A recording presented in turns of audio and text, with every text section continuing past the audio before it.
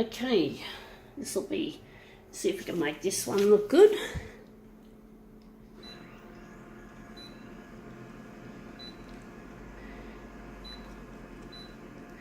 Wonder how big we're going to make this one. Come on, silly machine. Okay.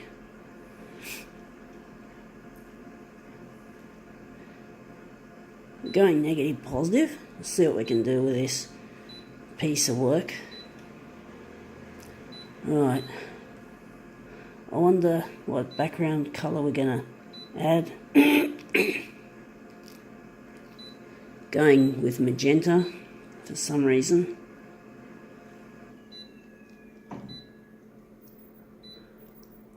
Okay.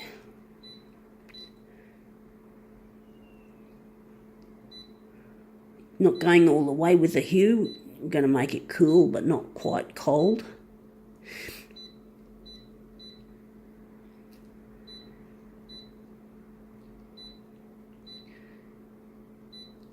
Let's see how we go. Right, what do we got? I got here a Telco hot flyer, but except it's Norton. I don't like Norton because you have to have a password. Passwords are a pain in the ass. I've got Norton on one of my old unused computers, and I don't know the password, so I can't remove the old antivirus software, which you can't have two or more antivirus softwares running at the same time. You got to have only one. So Norton's been a real pain in the ass, and also my mother had a problem with the same thing, but with the password. So you got to get rid of that. But apparently, I think the way you get around it is you ring up Symantec, which is the company that makes Norton, and you have to sort of provide your old address details. I'm not sure how it's going to work, how I'm going to work it out, but I'm sure my future husband Luigi, who's an expert on computers and shit like that, photocopiers and that, I'm sure he'll find a way of fixing it up. Now that looks interesting. In some ways I like it, in some ways I don't. I don't want this to be all faded. That's interesting how that's come up there.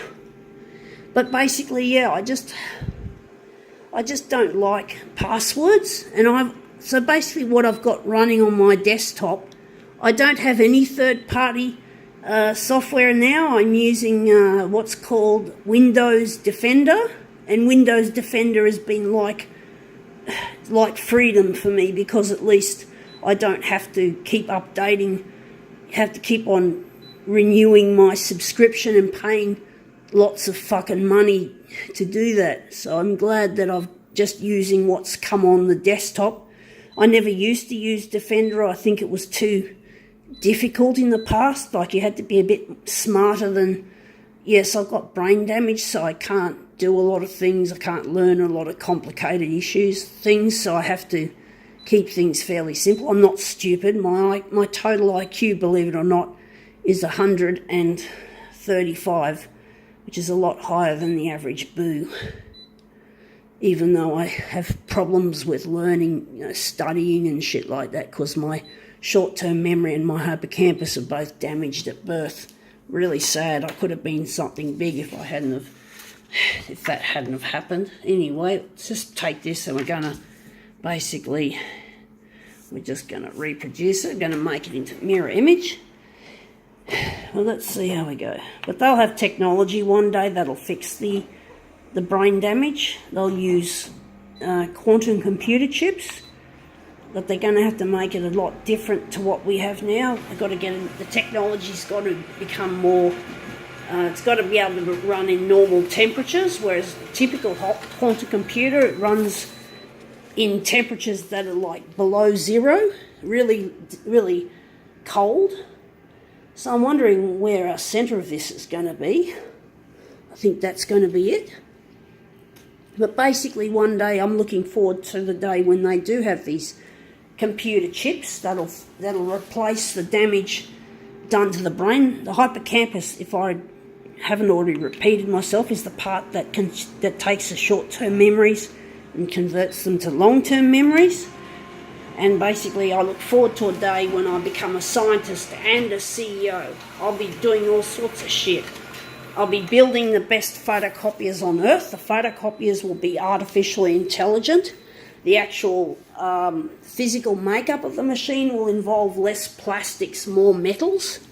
And it'll be also, the actual machine will last 60 years, not example this one 5 years, so the spare parts will be around for 60 years, 6 decades, and then once the machine is reached the end of its usable date, it'll end up being recycled and probably used to make more machines or reused, recycled metals, plastics. There's not going to be much plastic in this future photocopier. Most of the plastics will be restricted to niche uses like plugs and sockets and wiring, insulation in other words. There won't be much plastic on our machine, and that includes the external panels. It's going to make recycling a lot easier, and we've got to make this machine recycle friendly, and we can't afford to waste good materials and have them being toxic to humans when they're in the ground in landfill. So you don't want that, folks. And we've got to basically mine rubbish tips to get as much of. We've got to try and source our materials from